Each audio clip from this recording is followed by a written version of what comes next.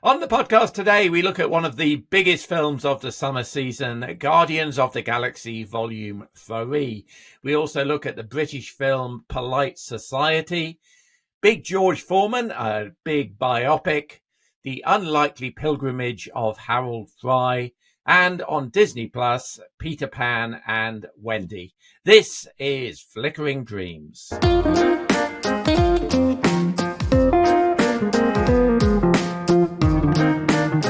So this is Flickering Dreams, and I'm joined today by the Reverend Andy Godfrey and Scott Forbes, my normal co-hosts on this podcast.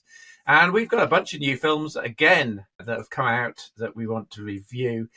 Starting off with probably one of the big films of the summer, which Scott and I managed to see today. It only came out today. We're recording this on Wednesday, the 3rd of May.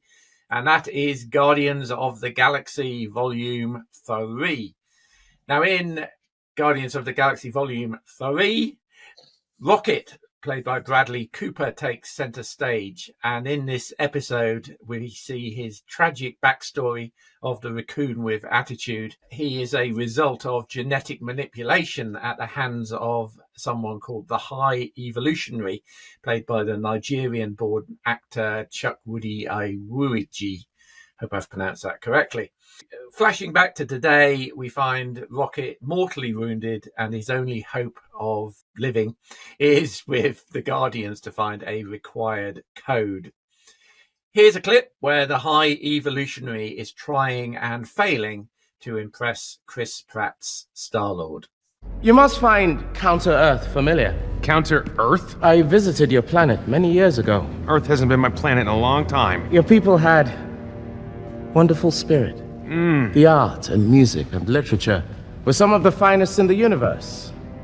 Earth would be a fabulous place were it not for the ignorance and bigotry. Okay. It inspired me to create Counter-Earth. I don't care. All of the good and none of the bad. I don't need another speech by some impotent whack job whose mother didn't love him, rationalizing why he needs to conquer the universe. I'm not trying to conquer the universe.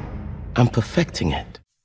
Okay, well, Marvel sorely need a hit, don't they, after the poor recent efforts with Thor, Love and Thunder and Ant-Man Quantumania. Scott, did this fit the bill for you? For me, it did, Bob. This was back to some of my favourite characters in the MCU. Big fan of the Guardians. And this one, it's a lot darker, I would say, than the previous installments.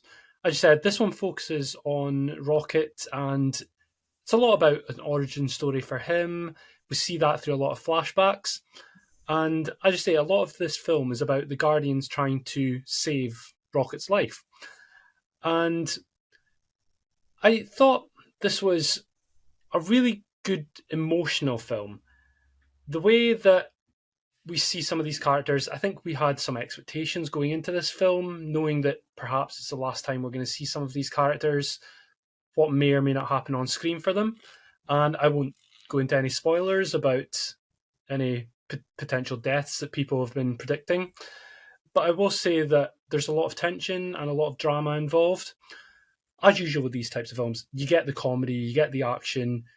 There's a lot of money that goes into this. So visually, it's a fantastic movie. But I won't lie and say there were a few lumps in my throat throughout this film as well.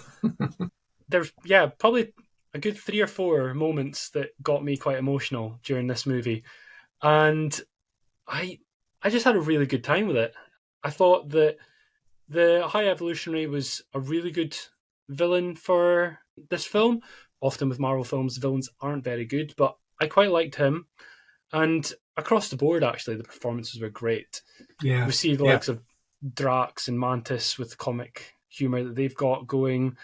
Obviously, Peter and Gamora have their own particular sort of storyline going on in this film that can get quite interesting. I think one slight negative I'd maybe say was the character of Adam Warlock, played by Will Poulter. We knew that he was going to come into this film, but I thought he was going to play a bigger presence and be the main bad guy. I wasn't too sure about the high evolutionary going into it. So I was actually a little underwhelmed by how he was used. I did find him funny, though, in the film. I think his kind of hapless superhero-ness. Oh, yeah. As the mummy's boy to Elizabeth Debicki, who I thought, again, was acted a lot of people off the screen as is she a priestess, Aisha? Or Queen Aisha? Yeah, priestess, high priestess. Priestess, like yes, high priestess. I thought that was very good. And I thought Will Poulter playing that kind of semi-comical role, I thought was quite funny, yeah. You remind me a bit of We're the Millers in the character. Yes. But in superhero form. I thought that as well. I thought exactly the same thing, yes. I mean, I enjoyed the humour in here, as always with the Guardians film. They are definitely at the comic end of the Marvel spectrum. I particularly love Cosmo, the Soviet space dog, who's voiced by none other than Maria Bakalova from Borat and Bodies, Bodies, Bodies fame.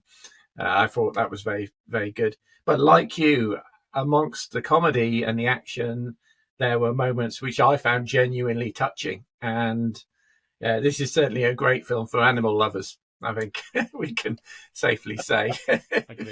And in the acting, again, I thought the villain, Chukwudi Iwuji, was really good. I kind of felt that I'd seen him in a lot of stuff before, but when I looked up his IMDb history, this is really one of his kind of breakout films. And he just had that screen presence that I thought was really good. And I thought, I bet Marvel are kicking themselves that they didn't cast him as Kang instead of Jonathan Majors now. I thought he really had legs there to run with that. And I also like Pom Klementieff as Mantis. I think she's a fine actress to doing that particular role. I think she's very, very funny. In terms of negatives for me, I mean, I always find the action in these films too far-fetched to make everything remotely tense. So you said you found bits of it tense. I just can't find the tension in these films when all of the action is just so big. And in this film in particular, I also was saying, who are they going to bump off? And occasionally there were people getting zapped and you think, oh yeah, okay, here we go. And then they apply some magic MacGuffin belt and they're up and fighting again in next to no time. So you think, oh, okay, not that one then. Okay. So there was a lot of that going on for me. And that just saps the tension out of these films. I long to get back to a film where you really cared whether the person was actually in jeopardy or not, and not in some huge thing. Also, at 2 hours, 30 minutes, it was a long old film again. Well, I have to say, it didn't feel a long film. It didn't feel as long as some films which have only been 2 hours to me.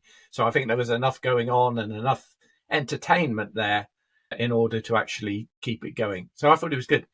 I did see, which I forwarded to you, Scott, an article, which I'm wondering whether is a spoof article, that says that there are 600 endings to this film that have been made.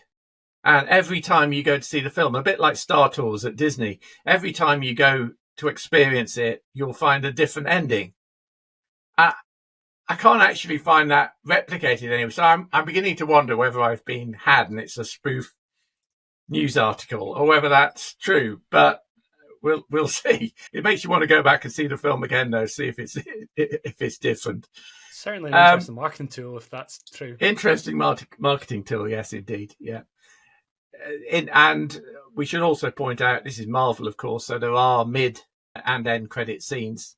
Perhaps those are the things that are different each time. Can I just jump in there, guys? Yes. Because the article actually said that the 600 different versions are more to do with the format in which the film's projected, rather than changing anything. What does that mean? The article says, widescreen, the ratio, whatever it is. It's not going to be black and white and 4:3 like Lola, is it? I don't know. The article says these changes will not consist of any alterations to the story, but have been designed to ensure every exhibitor in the United States and in most international territories has the option to maximise their screen size for the audience. Ah, okay, right. That makes more sense. Still seems excessive. Although you have to say, it had us hooked that says, well, we'll go and see it again, and then if it's got different endings, there's a trick there for the marketers, isn't there? Yeah. In one of these films, actually come out with multiple different outcomes to the film. Yeah. So yeah, that was good. I mean, I can't get hugely excited about it as a quality film with my snobbish head on. I gave that one a 7 out of 10 because I thought it was a decent Marvel film, at least. Still a Marvel film. And yeah, 7 out of 10 for me. How about you, Scott? I'll be slightly more generous. I'll go an 8 out of 10. 8 out of 10. Okay. Yeah, you could twist my arm. I'd go and see it again. And not just because the ending's different. Right. Next up, we have Polite Society, and this is a uniquely British film. And in the film, Ria, played by newcomer Priya Kansara, is a wannabe stuntwoman who idolizes the real-life English stuntwoman who is ex-gladiator Eunice Huthart. Her older sister, Lena, played by Rita Aya, is a art college dropout, racked with self-doubt and generally drifting and enjoying eating chickens at a time. Despite their troubles, both sisters are actually very close, with Lena, who's also a martial arts expert, helping Ria with her YouTube stunt videos. Thus, there's a small nuclear explosion in Ria's life when Lena's heart is swept away by the dashing pediatric surgeon Salim, played by Akshay Khanna. And Ria is determined that the relationship must end. Here's a clip. Mom, please. It's just a casual hangout. You need to stop with all this. This is unsafe, Lena. It's a trap. Oh my God, Ria, chill out. It's just a bit of fun. Yeah, Ria, chill out. He's looking for a wife, like actively seeking. Oh, so sweet. No, not sweet. Evil. He's got an enormous wedding boner. Oi! Cool, I'll take the piss out of him for it. No, you cannot. I forbid you. Okay, guys, we need to take a breather here. I'm a dropout. I'm hardly prime wedding material. True. That is true. No. You're pretty, you're thin, you're charming. Not like that Seema's daughter with her giant ankles. Mom, not that is cool. not okay. That's harsh. Why? So, one of the interesting things for me about this year's releases are the number of genre crossovers between the mainstream UK films and those with particular appeal to the Asian communities. And obviously, those streams happen in parallel, really. And occasionally there's a big kind of Asian subculture film like RRR, which gets a broader appeal and lots of people go to see it. But often the audiences for these films seem to be fairly well segregated. And this year we've actually seen interesting attempts to actually make those films broadly appeal to a cross section of the audience. We had the rom-com What's Love Got to Do with It with Lily James and Shazad Latif in a sort of will they, won't they romance film against the background of a Pakistani arranged marriage. In March, there was a film called Little English, which got such a limited release. I'm afraid it never crossed my path in cinemas. We saw it, Andy, at a Mark Commode 3D event in the South Bank. Little clips of it, but I never saw it at the cinema. But that concerned a new Indian girl arriving into a dysfunctional Punjabi family living in Slough. And this one now, Polite Society, is another film set against arranged marriages in the Muslim Asian community, which actually goes as far as having the titles presented in both English and Pakistani script. Andy, let's start with you. What did you make of Polite Society? As you say, it's a really mixed bag, Bob. I have to say I thoroughly enjoyed it. I just went with it and had a laugh and had fun. And it's a crazy film. It's as if they've taken elements of Bollywood, some science fiction, some romantic comedy, some martial arts, chucked it all in a mixer, spun it round and said, okay, let's see what comes out. And what has come out is a highly enjoyable, highly entertaining, great fun time at the cinema. I don't think it's going to trouble my top 10 at the end of the year, but while I was watching it, I was just having a really good time, immersed in the humour, there's a sort of a bit of a more serious subplot going on. immersed in the action, getting to like the characters particularly, and feeling their pain and laughing with them when they were laughing. I just thought it was great fun. I just thought it was highly enjoyable, a real mixed bag, just about every genre you can think of in one movie. It didn't outstay its welcome. I mean, it was under 2 hours long, and I just thought it was great fun. Really enjoyed it. Good. Scott? So I'm actually the complete opposite to Andy on this one. Oh! I did not like this film at all. I thought the lead character was really annoying. I found her friends even more annoying than she was. I thought the way the sort of fight choreography looked was horrible, some terrible wire work. There was a lot of unnecessary swearing as well, which I know is a pet peeve of yours, Bob, often. I didn't think in this movie it needed that in the dialogue.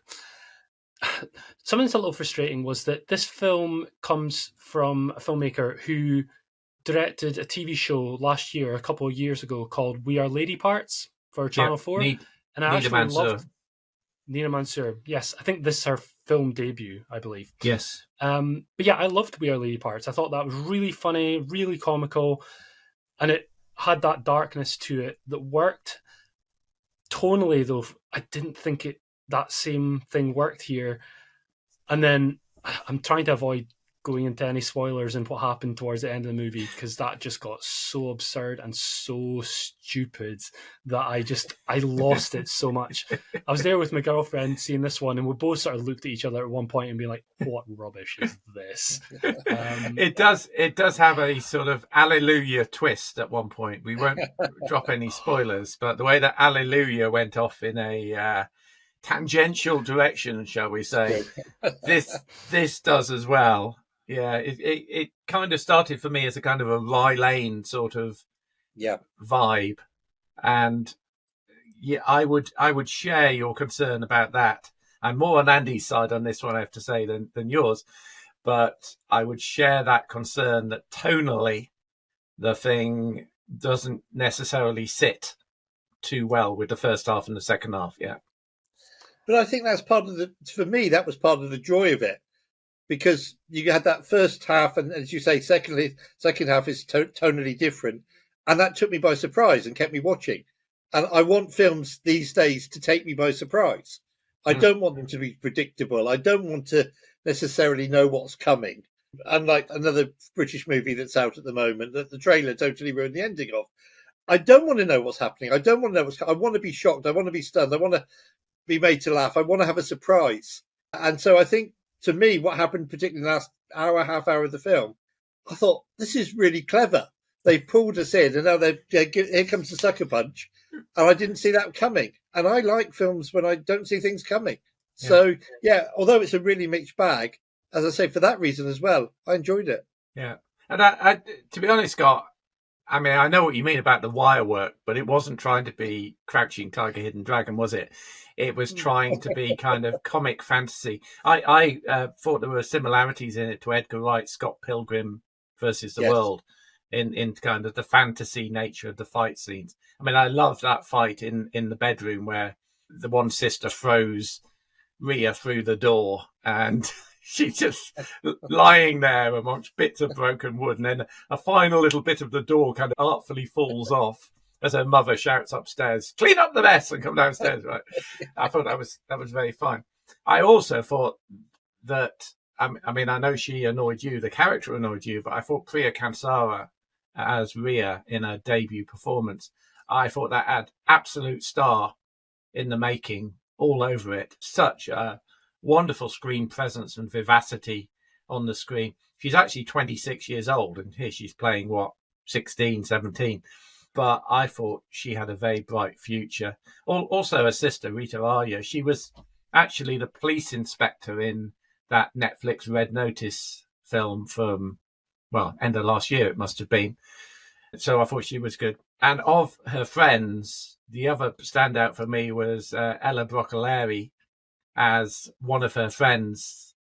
And she has such a comic way of putting stuff across and so on. I know she annoyed the hell out of you, but I thought she was a born comedian. And so I'm more on Andy's side. I understand some of your reservations, Scott.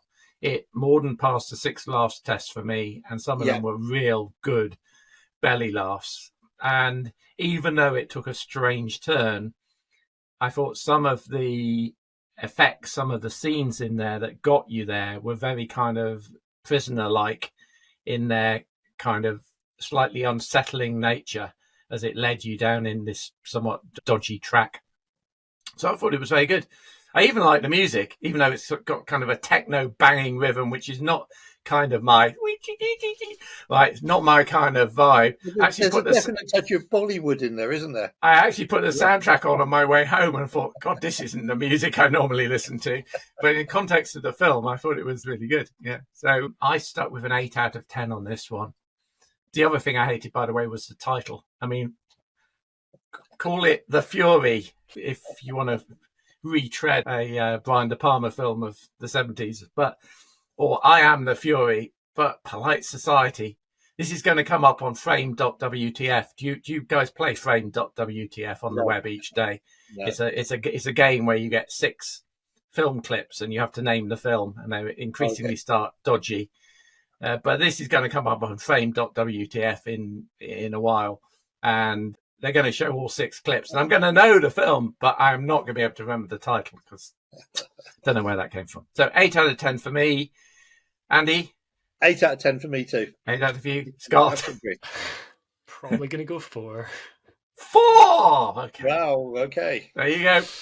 Takes all sorts on this game. It'd be boring if we all agreed all the time. Wouldn't it indeed? So that is Polite Society. And next up, we have Big George Foreman. So, as you might guess, this is a biopic, and George Foreman is played by Chris Davis, and he's born into a life of extreme poverty in the roughest neighborhood of Houston, Texas. And he's pretty rubbish at school. The only thing he's any good at is fighting with his fists. And given he's got a very quick turn of temper, that isn't always a good thing. It lands him into trouble. When he grows up a bit, he gets the opportunity of going to a government-run camp called Jobs Corps, which was something that was set up to kind of teach kids who were on the wrong tracks a sort of profession and some skills. And when he's there, he's taken under the wing of boxing trainer Doc Broadus, played by Forrest Whitaker, who immediately sees his potential in the ring. Here's a clip. George Foreman ain't no new champ. He is the new chump. Foreman goes down! Your heart stopped. We thought you was dead. I was. Scott, let's start with you. What were your thoughts on Big George Foreman? Well, Bob, I was a lot more positive on this one, I have to say. So this is your traditional sports biopic, which I know some people are a little bit tired of that sort of structure these days. But when it's a story that you're not fully familiar with, I'm still happy to go along with it. And with George Foreman, I knew that he was a boxer. I know that he was a former champion. And I know him from the George Foreman grill that we had when I was younger. The lean, mean, fat reducing grilling machine. Absolutely. But apart from that, I didn't know too much about him or his personal life. And so I found this really fascinating. The first half of the movie, we see him, it's a rag to riches type story as he's working his way to becoming a boxing champion. But what really I enjoyed the most about this film was following a fight with Muhammad Ali that was pretty famous. What he does afterwards, I didn't know anything about. He has a totally different change of mind and career path that he goes down, which I thought was fascinating. And the way that he becomes a lot more confident in himself and other people, a lot more charitable, and sets up this sort of youth centre to help kids. That was all brilliant, but then financial struggles made him come back to the ring quite famously to go on and have some success in the later part of his career as well. I thought Chris Davis, I don't really know him from anything else, I don't think, but I thought he was fantastic in the lead role of this. Forrest Whitaker, he's always dependable. One of the issues I did have with this film, though, however, is this film takes place over I think it's about 25 to 30 years roughly.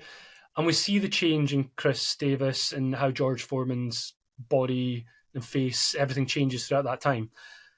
Forrest Whitaker, he looks like the exact same character when he meets Foreman as like an 18-year-old to when Foreman's in his 40s, 50s. They didn't even grey up his moustache or anything. He looked like the exact same guy, which I thought was so weird. And it would have been such an easy fix to even just grey up a moustache, give him a beard, just something like that.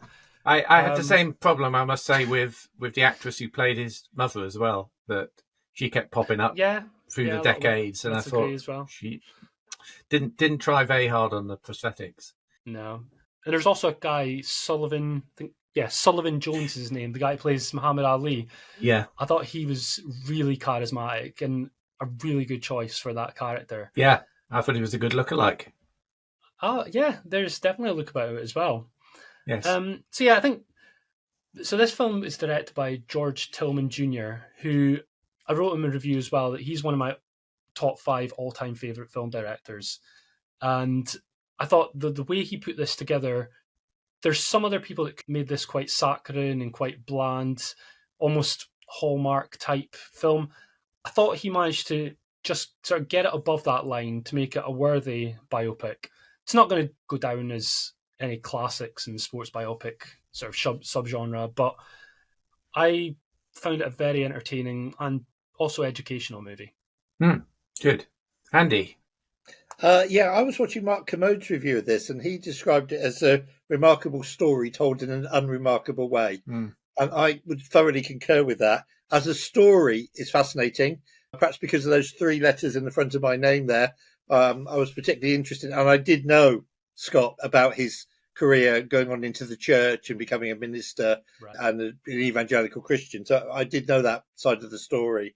But yeah, for me, it's a remarkable story told in a fairly unremarkable way. I found it a bit slow. I found it a bit sluggish at times. I thought that there was some scenes that went by too quickly, some elements of his life that were shown too quickly, and other scenes where they lingered, where perhaps they could have moved on a bit quicker. I thought that all the performances were great. As you mentioned, Forrest Whitaker, as you say, doesn't age a day. But, So, yeah, for me, a pretty unremarkable film, but a remarkable story. I'm glad I've seen it, but even though I did know, as I say, most of it, I thought it was pretty average, if I'm honest, as a film. But as a story, it's worth knowing. Yeah. I think that quote from Mark Commode is absolutely spot on. In fact, I reproduced it in my review of the film on One Man's Movies, because there was no better summary of the film, I think, than what Dr. Commode said there. That's why he's the governor. That's why he's the governor, yeah. Yeah, I'd agree with what you both said. I thought the story was ludicrous. I said if this was Creed 4, I would probably be writing in my review, well, what a ludicrous script, what a ludicrous story. And it is crazily unrealistic, but it really happened. And George Foreman was an exec producer, so he clearly made sure that he got everything across. And it doesn't always. I think that showed in some of the preaching scenes and some of the, because I know he's ultra keen to share his faith and his beliefs, which I share. And I just wondered if there was so much emphasis on his faith because he was an exec producer, and he was actually trying to make the film a bit evangelistic. Yeah, a bit evangelical, if you like. Yeah, maybe. But he didn't. He clearly didn't have that much sway over the story, because there were some scenes which didn't paint him in a good light at all. So, but I don't think he would be afraid of that, because that was who he was. Yeah, I think so. Yeah. Anyway, yeah. I thought Chris Davis was very good. He was actually in Scott, Judas and the Black Messiah, so that was one of his big performances previously.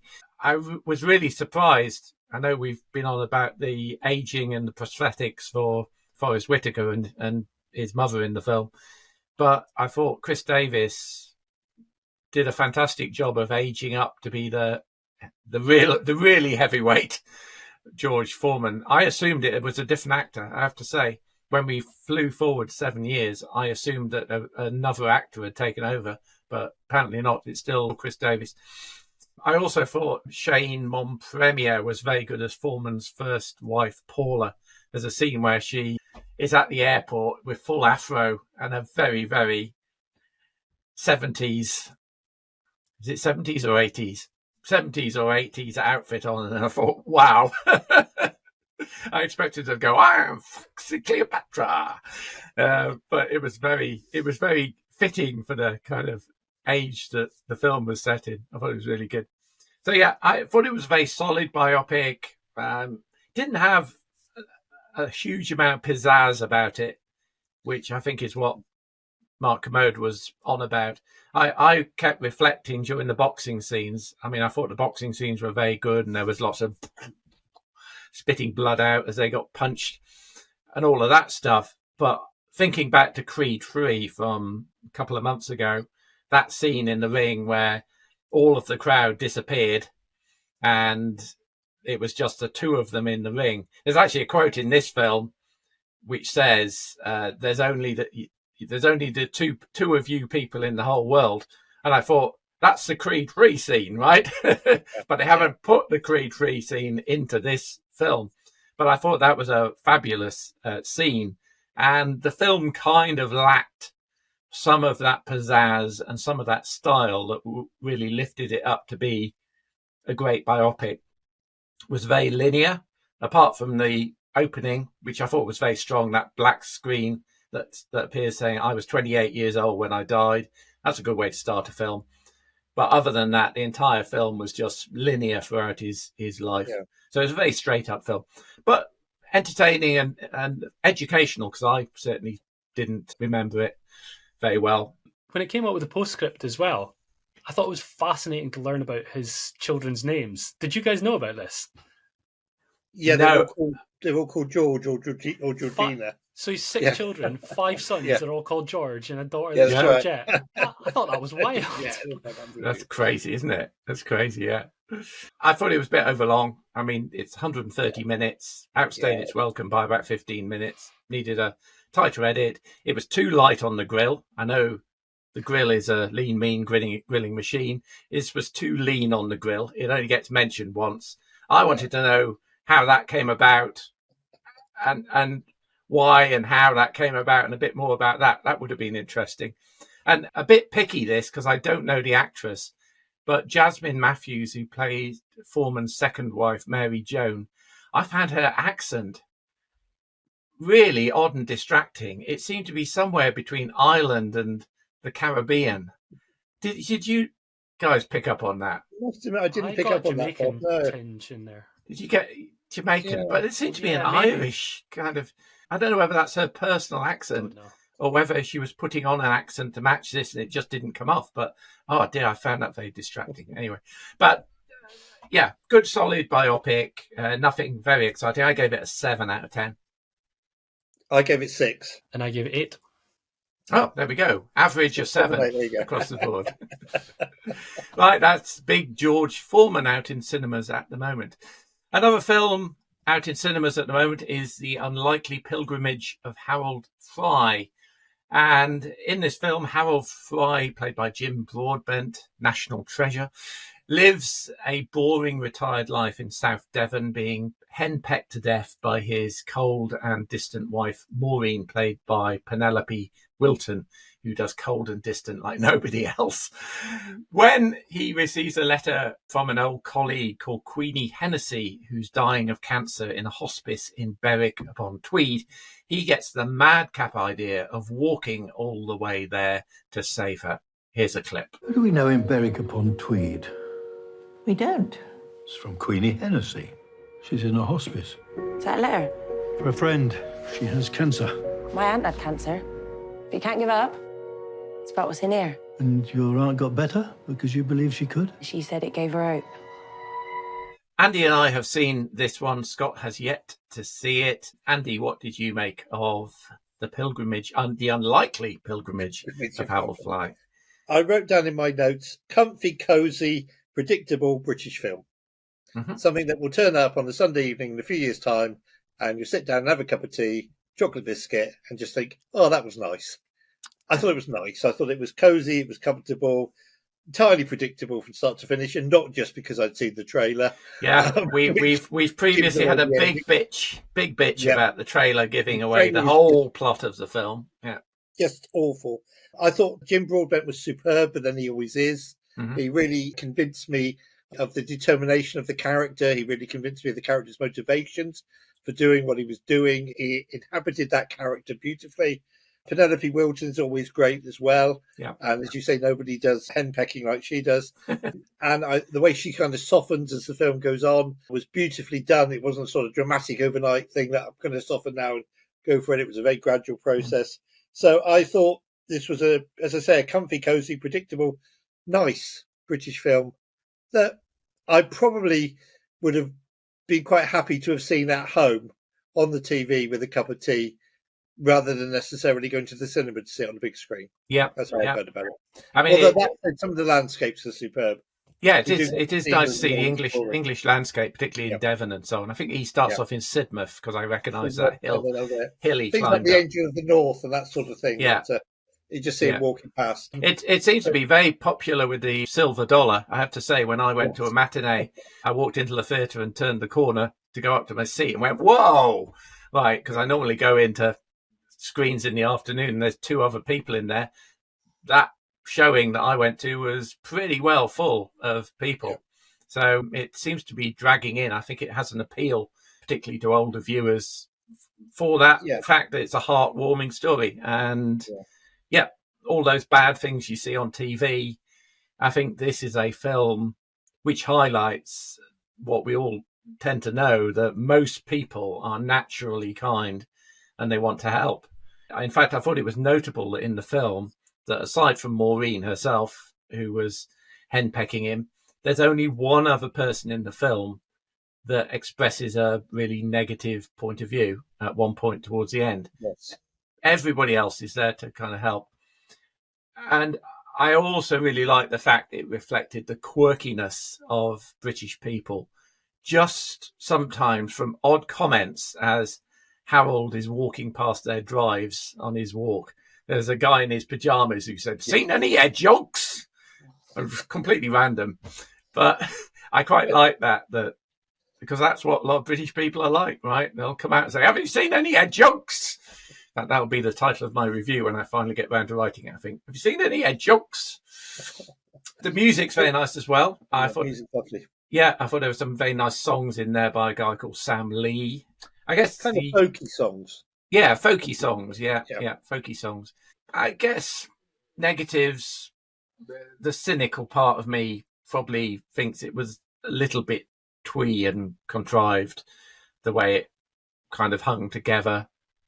I don't mind twee and contrived. If Guardians of the Galaxy can go overblown and ridiculous, then this can go a little bit twee and contrived. I would also flag that there are some trigger warnings here about both depression and suicide for viewers that you should probably be aware of before seeing the film.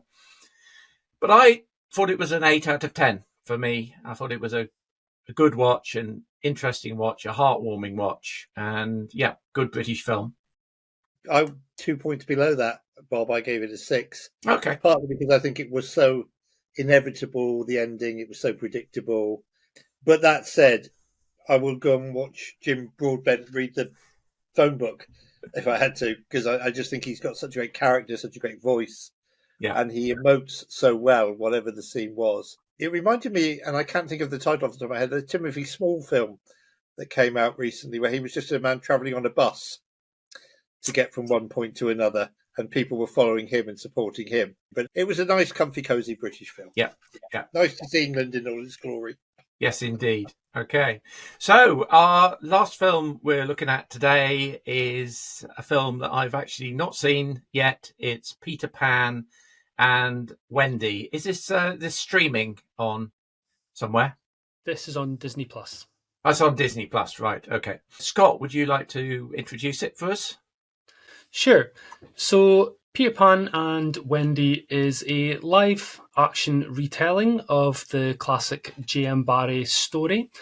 This one has been directed by David Lowery, who you might know from films like The Old Man and the Gun, The Green Knight, A Ghost Story, or indeed Disney's live action version of Pete's Dragon. You know the story. You've got Wendy Darling and her younger brothers who are taken off to Neverland by the boy who will never grow up, Peter Pan, and they go off to fight the classic villainous Captain Hook. Here's a clip. Peter! Captain, it's Peter Pan! Never say his name. So that's Peter Pan and Wendy. Andy, let's start with you. The animated version is 95 minutes long. This is 1 hour, 46 minutes long. Ooh. And boy, did it feel like it. It is unnecessary. It is padded. It is boring. It is pointless. It is a waste of money. I thought perhaps the only really good thing about it was Jude Law. But even then, he felt like he was underplaying the character of Captain Hook, almost like he was just there for the paycheck at the end of the day. The special effects, I thought were a little bit ropey. I thought some of the green screen work was a little bit ropey, didn't always work. It's got a nice score. I really enjoyed Daniel Hart's score. And Daniel Hart, of course, has worked with this director before. He did a lovely score for The Old Man and the Gun and also Ghost Story. I mean, I love the film Ghost Story. So I was really disappointed this coming as it was from David Lowery because I really, really loved his previous films. And I just thought this is another unnecessary remake by Disney of a live action film. What's the point? Stick with the animation. Kids are going to get bored by this because it's too long. I got bored by it because it's simply not very good. So I'm not quite sure who this is trying to please, to be honest. I hadn't actually appreciated that this was one of their live action remakes of the animation. I assumed it was because there'd been lots of different versions of Peter Pan, including Spielberg's attempt, which is his least favourite film he's ever done. I understand. I hadn't associated this with being a Disney film version of their animation. Okay, that's interesting. Yeah. Scott? I'm sort of with Andy with a lot of the points on this one. I'm not in agreement about the David Lowery thing. For me, he's not a director that I've enjoyed in the past. The Old Man and the Gun I thought was okay, but The Green Knight, I hated it. And A Ghost Story was my worst year. That was my worst film the year it came out. Wow, that was in my top 10 of the year. It was in mine too.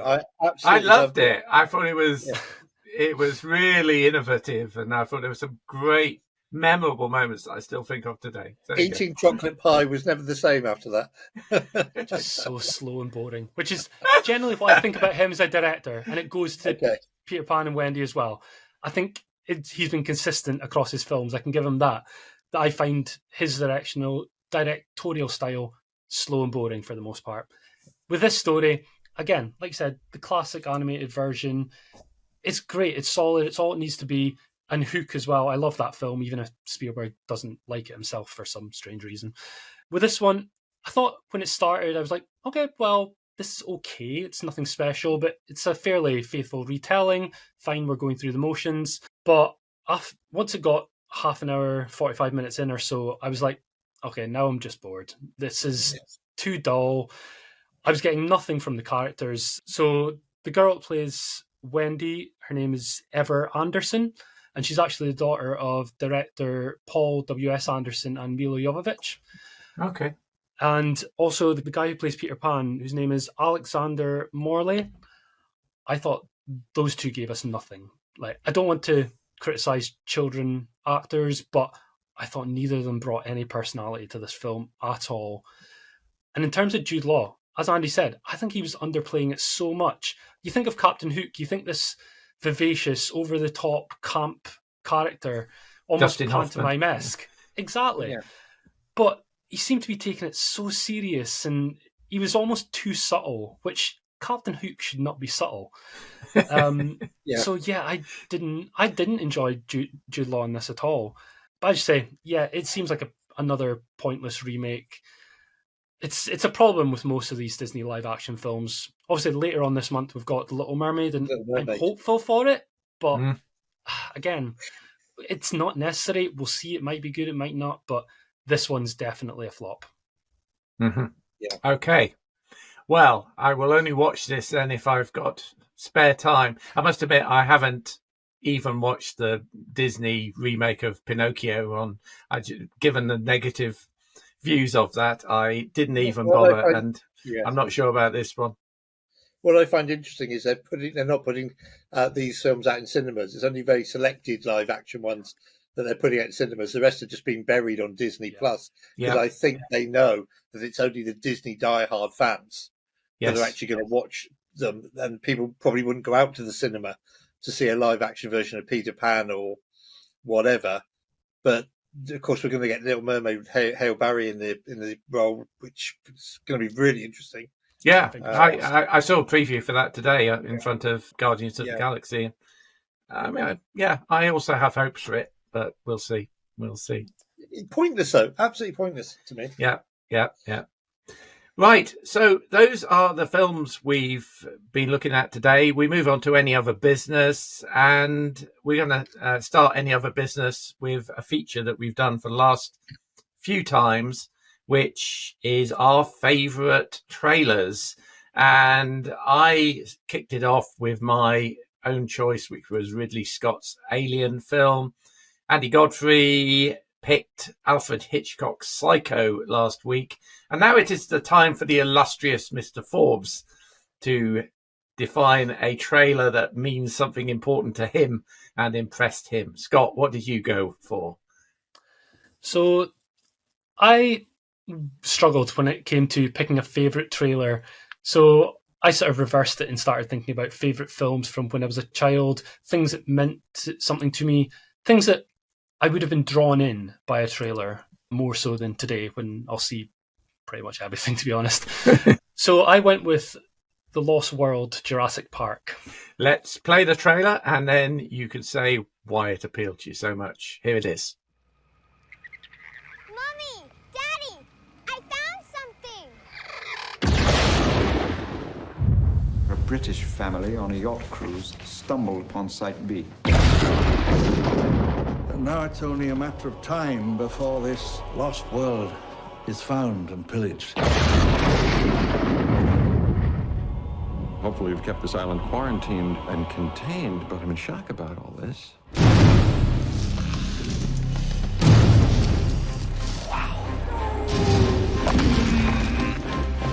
it great? Ooh, that's how it always starts. But then later there's running and screaming. The hell was that? Go. As fast as you can. I need you to send rescue immediately. Taking dinosaurs off this island is the worst idea in history of bad ideas. Let's get this movable beast underway. Don't move! What is it? Mommy's very angry.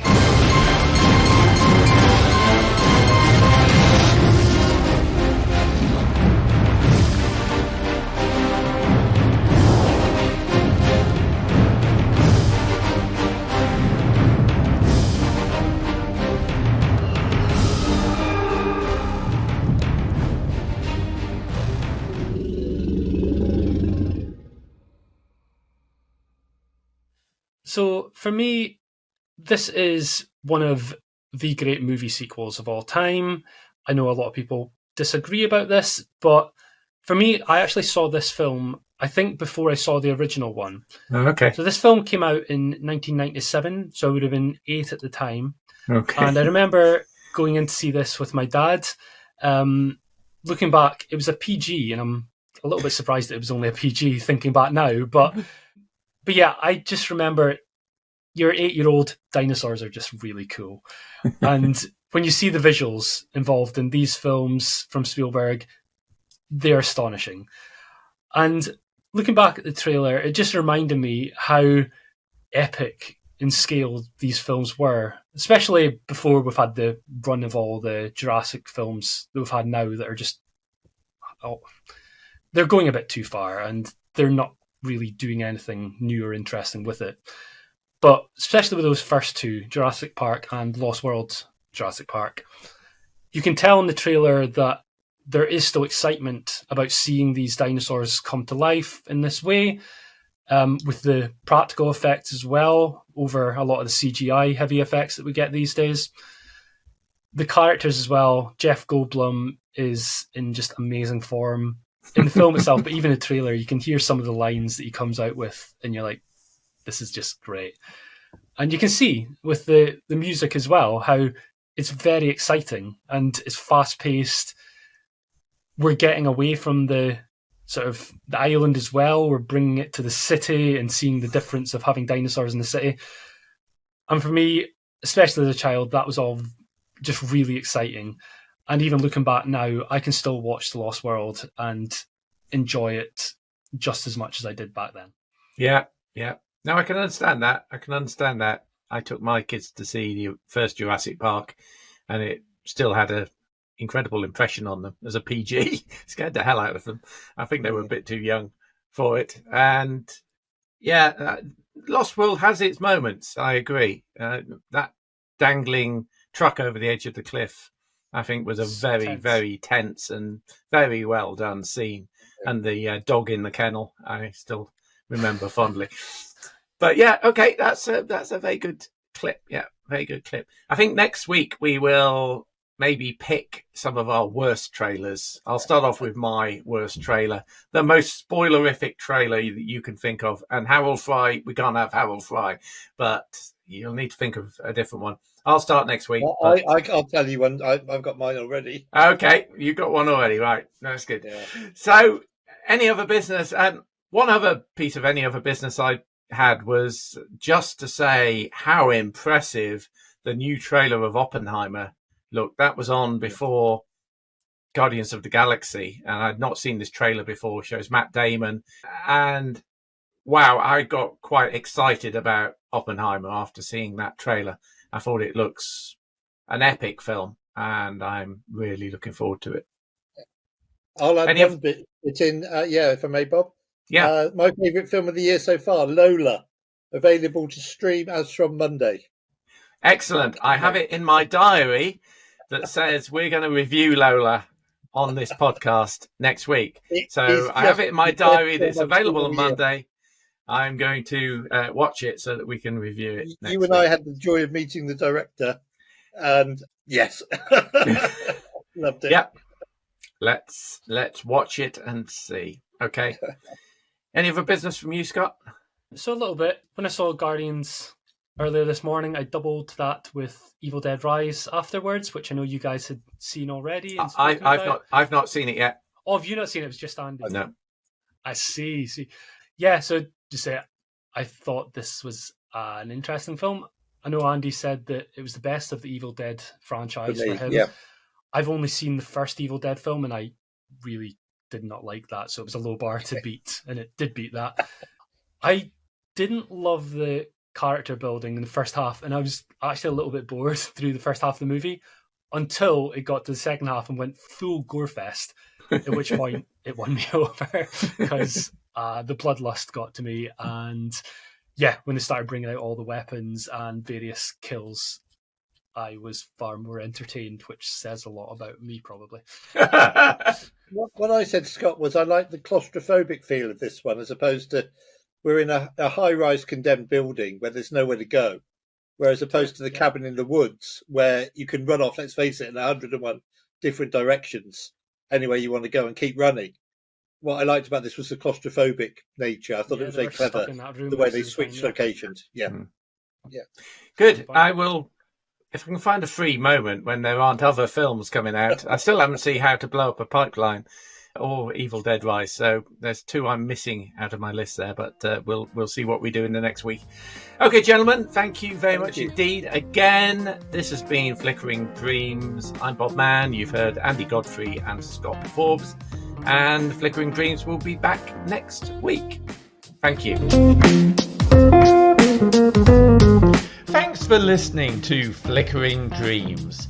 Please subscribe to the podcast to get the latest edition delivered directly to your ears.